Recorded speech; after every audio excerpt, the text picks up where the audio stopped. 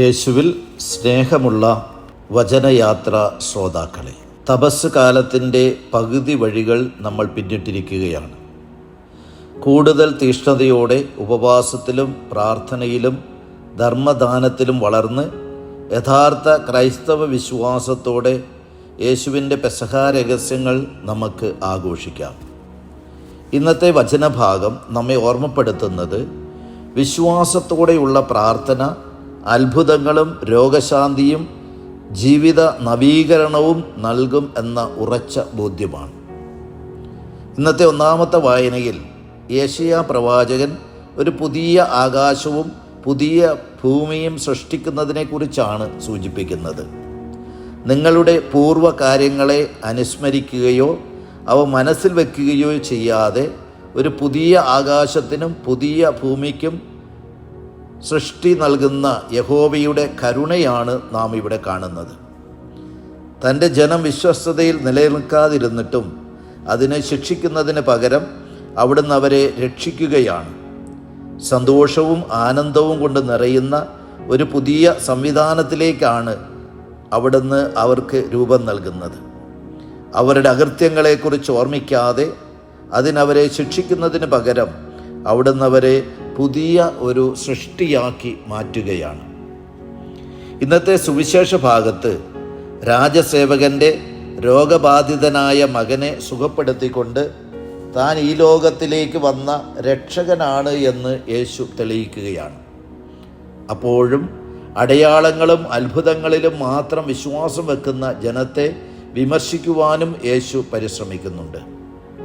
അടയാളങ്ങളും അത്ഭുതങ്ങളുമല്ല, അവിടുത്തെ വചനത്തിൽ നാം ഉറച്ച് വിശ്വസിക്കുമ്പോഴാണ് അവിടുന്ന് അനുഗ്രഹം നൽകുന്നത്. യേശുവിൻ്റെ വചനത്തിൽ ആ രാജസേവകൻ വിശ്വസിച്ച നിമിഷം തന്നെ അദ്ദേഹത്തിൻ്റെ രോഗിയായ മകന് സൗഖ്യം ലഭിക്കുകയാണ്. യേശു നടത്തിയ എല്ലാ അത്ഭുതങ്ങളിലും രോഗശാന്തികളിലും നാം കാണുന്ന ഒരു പൊതുവായ ഘടകവും ഇതുതന്നെയാണ്.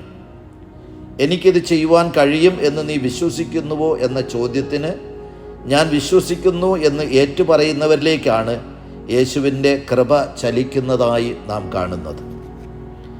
തന്നിൽ വിശ്വസിക്കാത്ത ജനത്തിന് ഇടയിൽ വലിയ അത്ഭുതങ്ങളൊന്നും അവിടുന്ന് പ്രവർത്തിക്കുന്നില്ല. കാരണം വിശ്വാസമാണ് അത്ഭുതങ്ങളുടെയും രോഗശാന്തിയുടെയും എല്ലാം അടിസ്ഥാനം. വിശ്വസിച്ചാൽ നീ ദൈവമഹത്വം ദർശിക്കും എന്ന് പലപ്പോഴും യേശു അവരെ ഉപദേശിക്കുന്നുണ്ട്.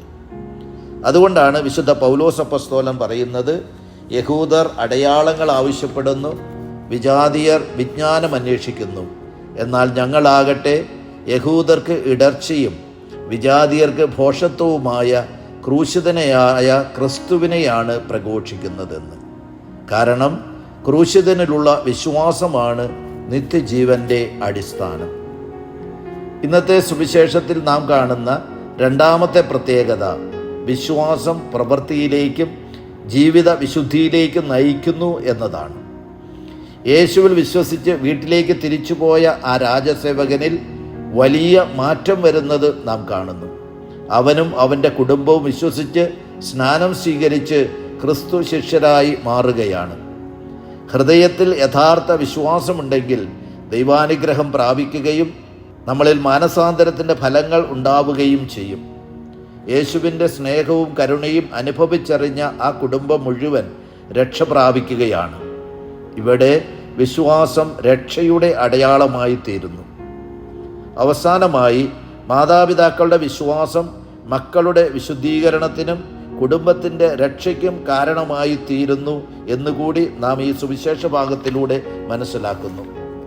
തൻ്റെ മകൻ്റെ രോഗശാന്തിയും കുടുംബത്തിൻ്റെ വിശ്വാസ ജീവിതത്തിന് കാരണമായത് പിതാവായ രാജസേവകൻ്റെ വിശ്വാസത്തിൻ്റെ ഫലമാണ്.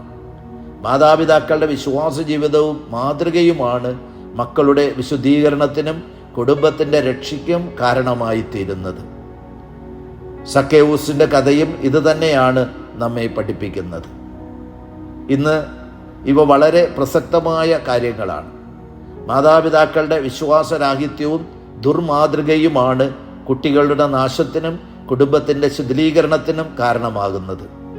അതിനാൽ നമുക്ക് നമ്മുടെ മാതാപിതാക്കൾക്ക് വേണ്ടി പ്രത്യേകം പ്രാർത്ഥിക്കാം. മക്കളുടെ വിശുദ്ധീകരണത്തിനും കുടുംബത്തിൻ്റെ രക്ഷയ്ക്കും വേണ്ടി നമ്മുടെ മാതാപിതാക്കളുടെ വിശ്വാസത്തെ വർദ്ധിപ്പിക്കണമേ എന്ന് നമുക്ക് ദൈവത്തോട് ഈ തപസ് കാലത്ത് പ്രത്യേകം നിയോഗമായി വെച്ച് പ്രാർത്ഥിക്കാം. ദൈവം നിങ്ങളെ അനുഗ്രഹിക്കട്ടെ.